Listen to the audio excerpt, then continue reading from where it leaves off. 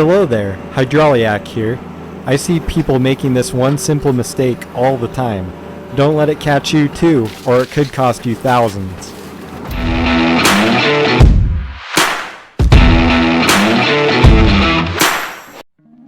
I see people making a mistake with check valves all of the time.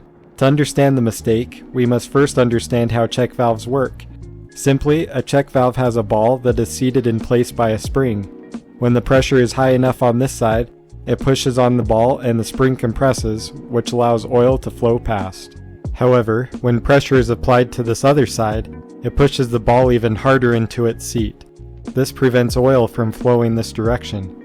In this way, a check valve acts like a one-way street, allowing oil to flow in only one direction. Check valves are often used to prevent functions from running backwards. In some cases, a function running backwards could seriously injure someone or damage a machine. This is why it's so critical to get the check valve direction correct. Check valves often have an arrow on them to show the direction they allow flow.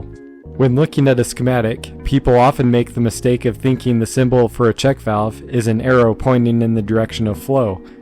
However, if you recall how a check valve works, it is actually demonstrated in the symbol. You have the seat, ball, and spring. If you think of this as an arrow, it is pointing the opposite way from how the check valve would actually allow flow. So the next time you install a check valve, remember how it works and that this symbol on your schematic is not an arrow. Leave a comment below if a check valve facing the wrong way has ever caused you problems. As always, thanks for watching.